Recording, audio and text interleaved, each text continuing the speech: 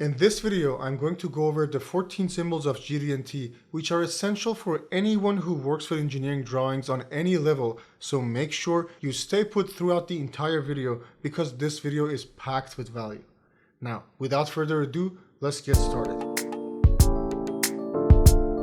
So as I mentioned, we have 14 GD&T symbols. These 14 symbols each control a specific geometric characteristic on whatever feature they are applied to. A few examples of these symbols are flatness, circularity, angularity, and position. If you work with engineering drawings, you have probably seen some of these symbols throughout your career. Now, before going over the definitions of 14 individual symbols, which will probably leave you confused, let me first teach you how they are categorized so you have a more concise understanding here and the symbols will make much more sense to you. Each GD&T symbol belongs to one of 5 categories of form, orientation, location, profile, and runout. First category, form, only controls the form and shape of features as the name suggests. There are 4 symbols in the forms category. These are straightness, flatness, circularity, and cylindricity. These symbols only control the shape and form of the feature they are applied to with respect to the feature itself and nothing else. This automatically means these symbols do not use datums in their feature control frames. Now, if the phrase datum and feature control frame does not ring a bell for you, I highly recommend you to go watch my GD&T 101 video where I go over the fundamentals necessary for this video. Sounds good? Great. Now, our second category of symbols is orientation. There are 3 symbols in this category. These are parallelism, perpendicularity, and angularity. All these symbols control the orientation of a feature with respect to another feature. That automatically means a datum will be needed with these symbols. This is obvious because if you think about it, you cannot orient something with respect to itself. You need another feature as a reference. Now, the third category, location. Location symbols control the location of features with respect to other features. This again means datums are necessary for this group, which is common sense if you think about it. Location of something only has a meaning when it is with respect to something else. There are 3 symbols in the location group. These are position, concentricity, and symmetry. Now, it is very important to mention that this is based on ASME VI 14.5-2009 standard, which is the standard most engineers here in the US use. The latest standard, which is the 2018 version, has only 12 symbols because concentricity and symmetry are removed since they were a bit confusing. But let's not jump ahead of ourselves. I'll go over all 14 symbols so you do not miss out on anything. Now, the fourth category, profile. Profile symbols control all the points on a feature with respect to the true intended profile of that same feature. Profile symbols are considered the most powerful symbols because everything can be controlled simultaneously. They basically tell you how much offset error you're allowed to have anywhere on the feature and also in which direction. There are 2 symbols in the profile category, being profile of a line and profile of a surface, which I will go over both. The use of datums is optional with profile symbols as they are very flexible in how they are applied. Now, our last category, runout. Runout symbols are generally applied to cylindrical features that are rotating around another cylindrical feature concentric to the main one. You can think of shafts or axles. These symbols require datums that are concentric to our feature. There are 2 symbols in this category, which are circular runout and total runout. These symbols can control how round your feature is with respect to the axis of rotation. If you think about it, runout symbols are perfect for controlling wobble when your part is rotating. Now, I also highly recommend you to download our free GD&T cheat sheet from the link in the description where I explain all the important aspects of each symbol using clear graphics. It will help you a lot in understanding and memorizing all symbols so you do not want to miss out. Okay, so now that you have a basic understanding of the 14 GD&T symbols and their 5 categories, let's dig a bit deeper into the subject and learn more about each symbol. Ready? Let's do this. Let's start with form category. As I mentioned, we have straightness, flatness, circularity, and cylindricity in this group. Straightness and flatness can be applied to features or features of size, and they mean different things. As a reminder, features of size are features that have opposed points with respect to a repeatable reference. The most common features of size are cylindrical, planar, and spherical features of size. Cylindrical features of size have opposed points about the center axis.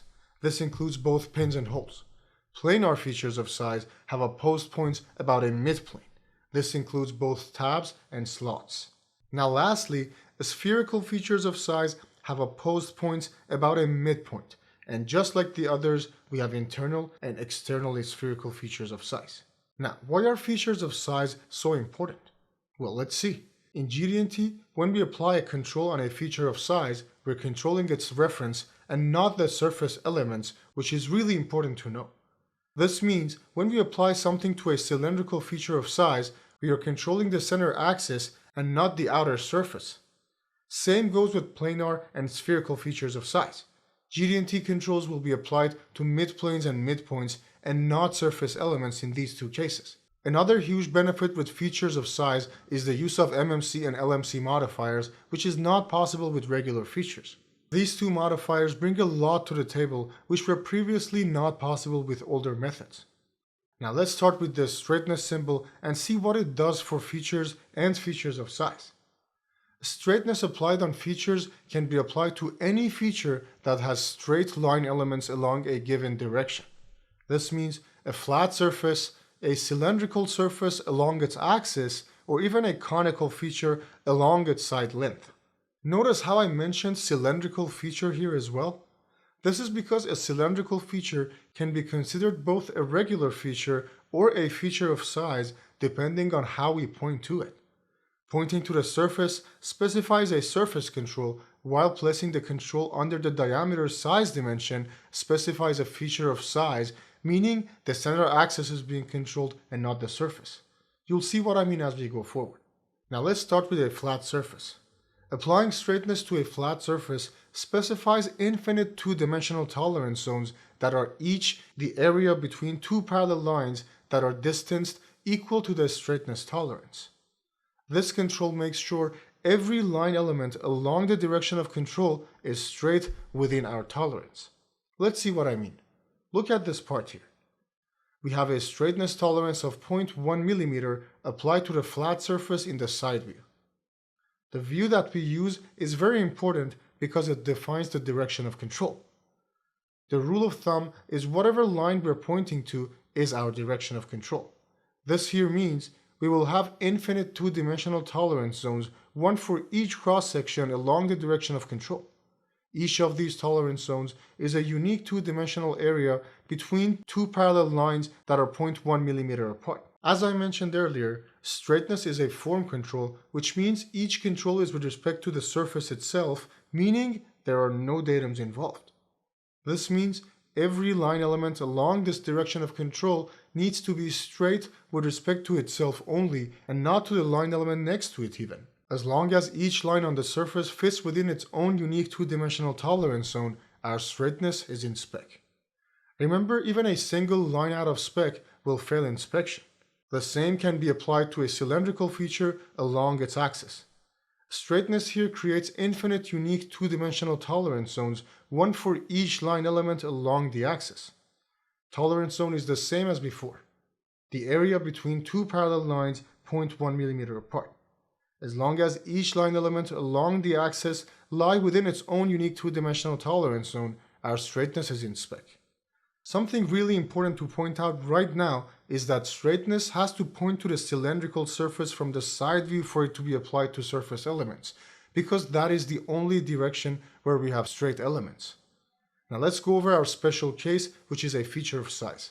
For straightness, this specifically means a cylindrical feature of size and not the other types. In this case, straightness has to be applied under the diameter size dimension for it to be correct. Applying it to the surface from the side view will result in a surface control instead, so keep that in mind. Now what is so special about the feature of size case? Well, let's see. This time, our control is applied to the derived median line of our feature and not the surface. Derived median line, or DML, of a cylindrical feature is a line created by connecting all the center points for every single cross-section of our feature. This is different from the center axis. Center axis is theoretical and perfect, while DML is imperfect and follows the shape of the geometry. Straightness in this case creates a cylindrical tolerance zone with a diameter equal to the straightness tolerance, and as long as our derived median line fits within this zone, our straightness is in spec. This is basically a way to control how straight a cylindrical feature is as a whole. Now, if you ask me, this is very difficult to measure because deriving the DML requires a CMM or coordinate measuring machine and is a delicate task. This is where MMC comes into play.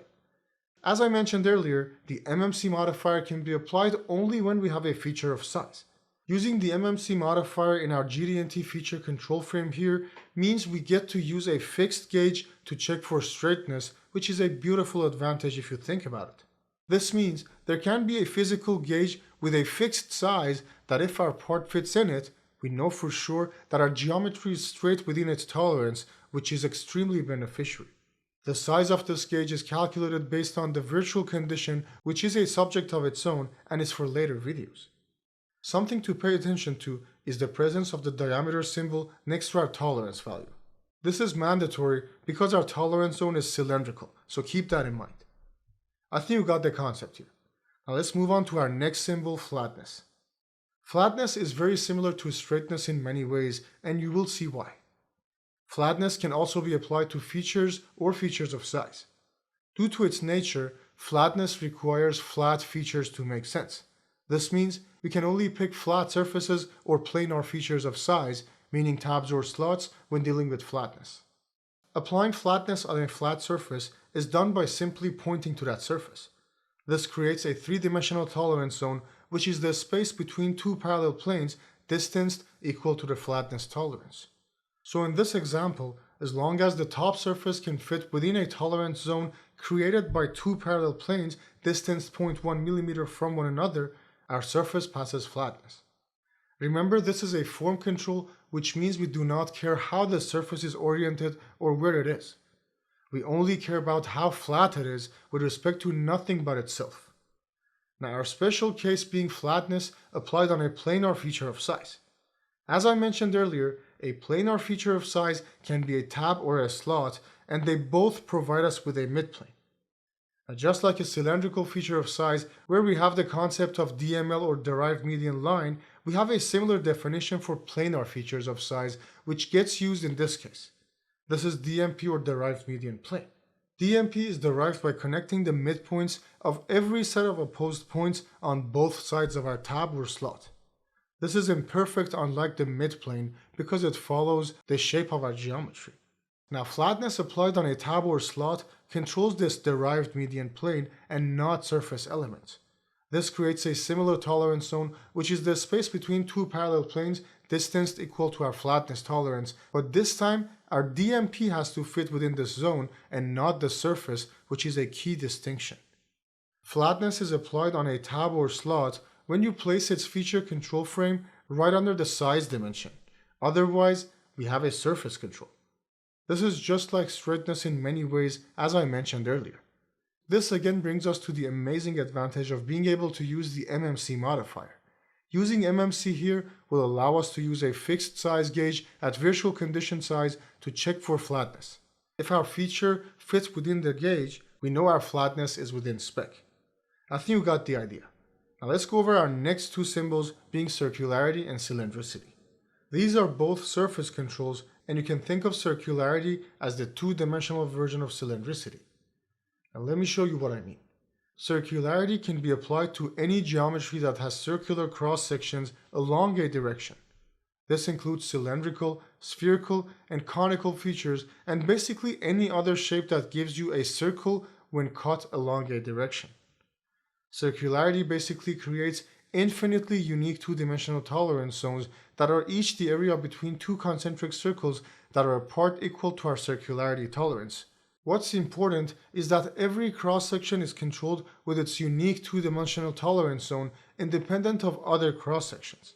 The size of each tolerance zone is variable based on the cross-section, but what is fixed is the distance between the two circles that create the tolerance zone. As long as every cross-section is round enough, circularity is within spec. Look at the simple cylinder, for example. Circularity here has to be applied to the surface and not the size dimension because this is a surface control, which is an important distinction.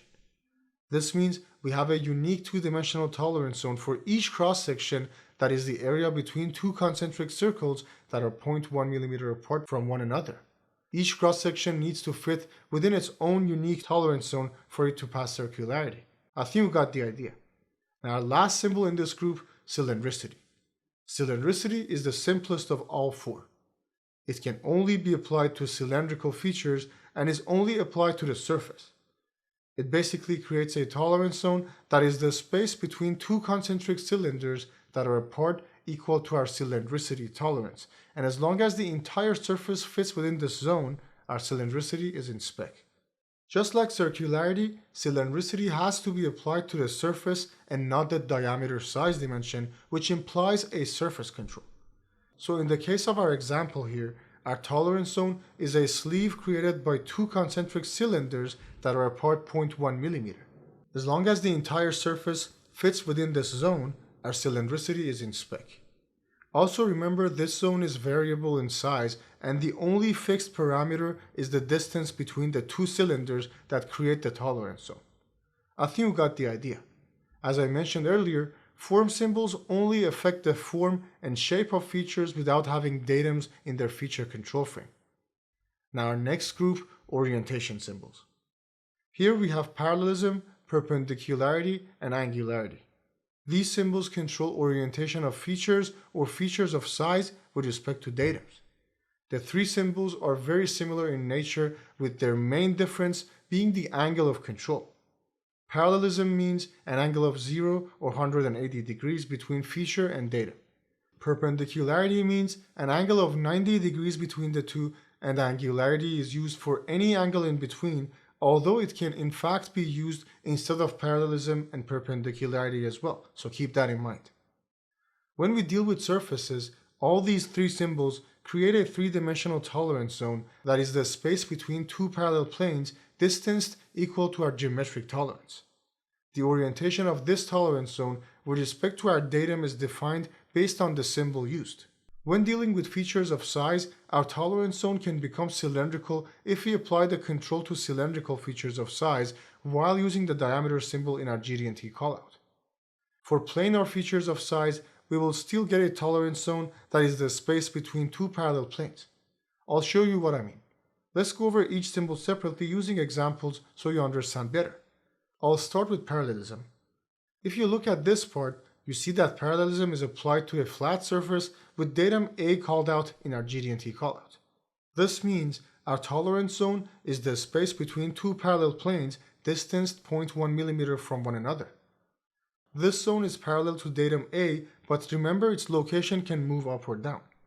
What's fixed is the orientation and nothing else.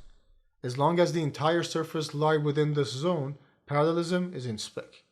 Now for a feature of size case, I have used a cylindrical feature of size with a cylindrical datum. This basically creates a cylindrical tolerance zone with a diameter equal to our parallelism tolerance.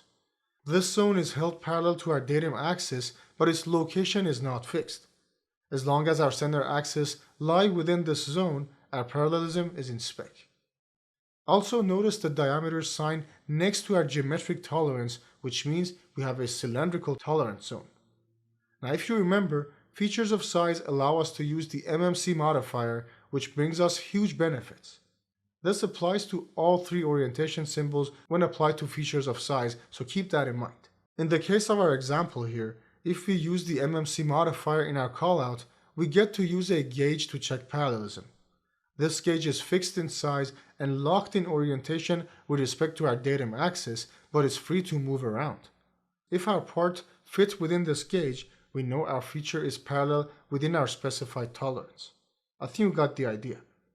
Now let's go over our next symbol being perpendicularity.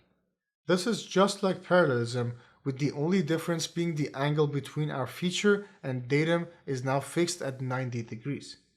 I'll go over an example quickly so you understand it better.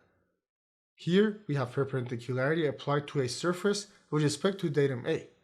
This creates a tolerance zone that is the space between two parallel planes held 0.1 mm from one another. This zone is held perpendicular to datum A while its position is not fixed. As long as our entire surface lies within this tolerance zone, our control is in spec. Now for a feature of size, I have used a planar feature of size which is also allowed with orientation symbols. This means we're controlling the orientation of our tab's midplane with respect to our datum. This is done by placing the perpendicularity control under our tab's size dimension. Our tolerance zone is the space between two parallel planes that are distanced 0.1 mm from one another. As long as our midplane fits within this zone, our perpendicularity is in spec. The use of MMC modifier is also allowed with our feature of size case, which means we get to use a functional gauge at a fixed size to check our perpendicularity. This gauge is fixed in orientation to our datum, but not fixed in location. As long as the tab fits within this zone, our perpendicularity is in spec. Now our last symbol in this category, Angularity. Angularity is very similar to the other two, with the main difference being that any angle can be used for our orientation control. A very important distinction is if we use any angle other than 0, 90, and 180 degrees, we have to place the angle in a box, which makes it a basic dimension. This is because we are defining our geometric tolerance in our GD&T callout, so it wouldn't make sense to have a tolerance in front of our angle. If you think about it, an angular dimension with plus and minus tolerance creates a tolerance zone that is increasing in size as we gain distance from the beginning of our feature. In GD&T, we use angularity, which creates a tolerance zone that is the space between two parallel planes distanced equal to our angularity tolerance. This zone is oriented at the specified angle to our datum while its location is not fixed. This way, we will have a constant tolerance zone along the entire feature, which is a much better form of control. As long as the entire surface lies within this zone, our angularity is in spec. We can use angularity on features of size as well, just like parallelism and perpendicularity. This means both planar and cylindrical features of size. The use of MMC is allowed in this case, just like the other two symbols, which will allow us to use a functional gauge to check for angularity. This gauge will have a fixed size and fixed orientation with respect to our datum, but its location is not fixed.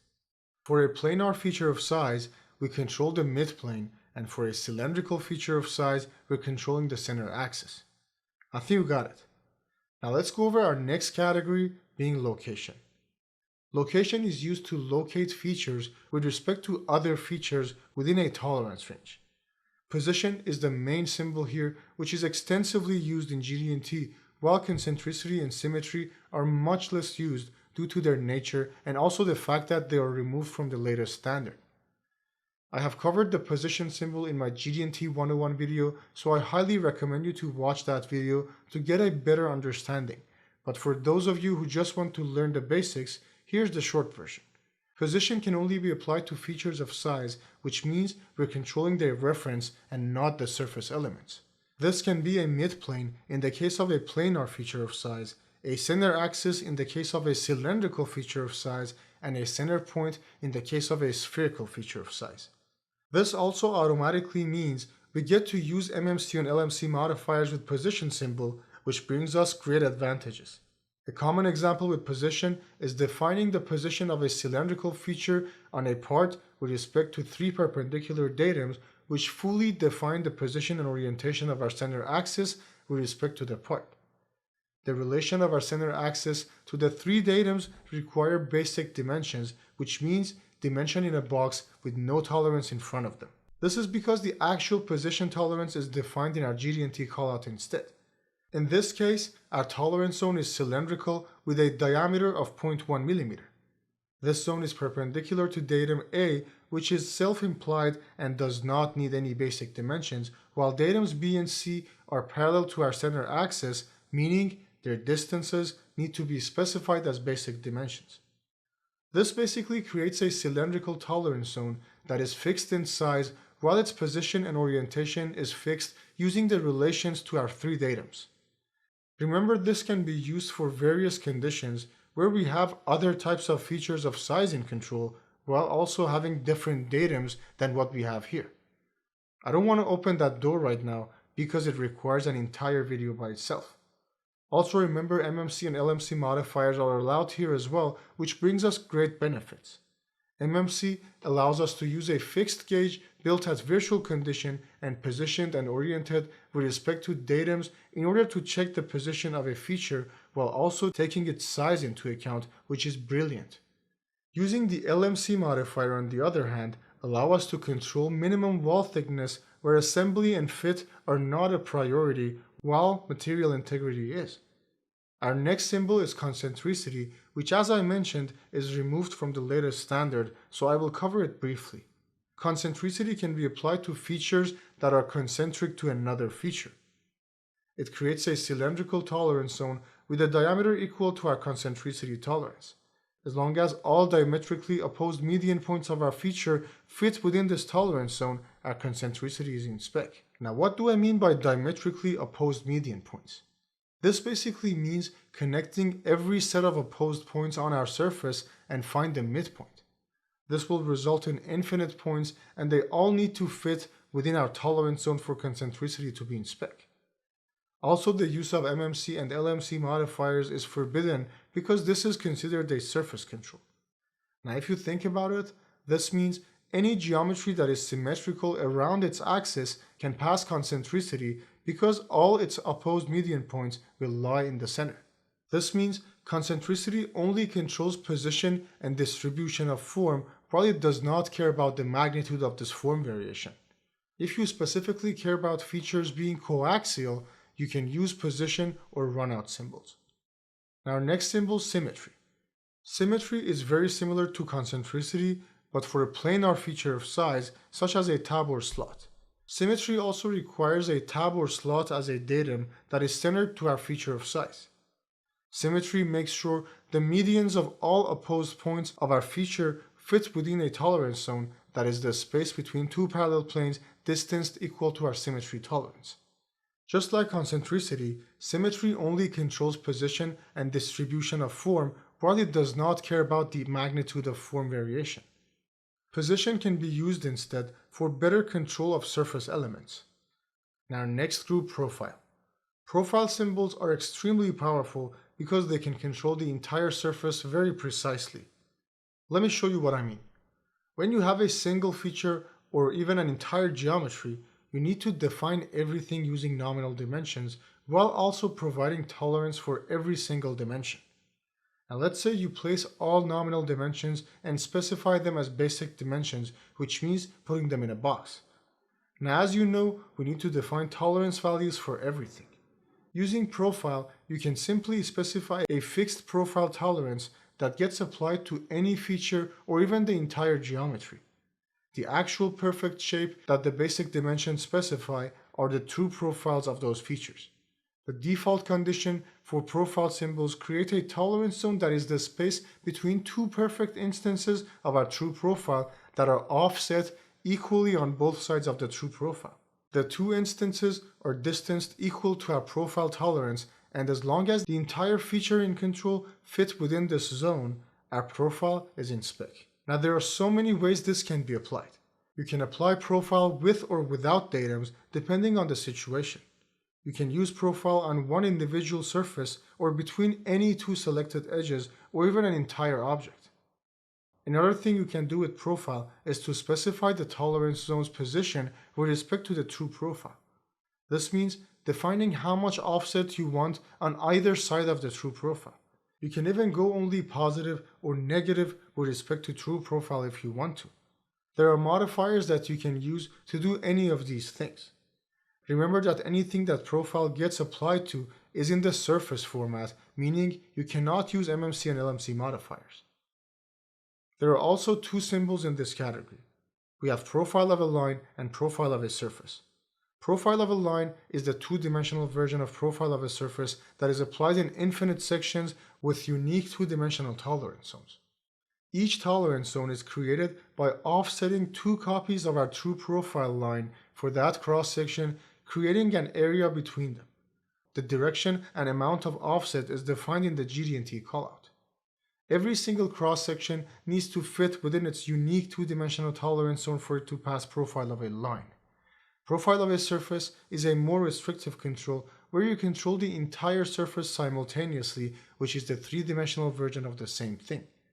Profile symbols are ideal for complex features where other symbols will have difficulty defining the necessary controls. I think you got the idea. Now last group, runout. Runout symbols are applied to rotating cylindrical parts with concentric cylindrical datums. There are also surface controls, meaning they are controlling surface elements, therefore MMC and LMC modifiers are not permitted. We have circular runout and total runout, which are very similar to circularity and cylindricity, with a main difference being we have a datum axis now that the tolerance zone is centered to. Circular runout creates a unique two-dimensional tolerance zone for each cross-section of our cylindrical feature. This zone is the area between two concentric circles that are apart equal to our circular runout tolerance. The size of this zone is not fixed, but the delta between the two circles is fixed. This zone is also centered to our datum axis for any given cross-section, which means wobbling of our part is controlled with respect to our datum axis, which is our axis of rotation. Total runout is our last symbol, which is the three-dimensional version of the same thing. It creates a tolerance zone that is the space between two concentric cylinders that are apart equal to our total runout tolerance. This zone is not fixed in size and can expand or shrink based on the feature and control. This zone is also centered to our datum axis, just like circular runout. Total runout controls the entire surface simultaneously with respect to our datum axis, which again controls the amount of wobble when our part is rotated around this axis of rotation. Now, if you enjoyed the video up to this point, I appreciate it if you could like this video and subscribe to my channel. There is still much more to GD&T which requires studying and practice. For those of you serious learners, I have a full professional course on GD&T that covers all aspects of GD&T with many examples, quizzes, and state-of-the-art graphics that make learning this complicated subject a breeze. So check it out if you're interested. I hope you learned a thing or two from this video today, and I hope to see you again soon. Have a great rest of the day.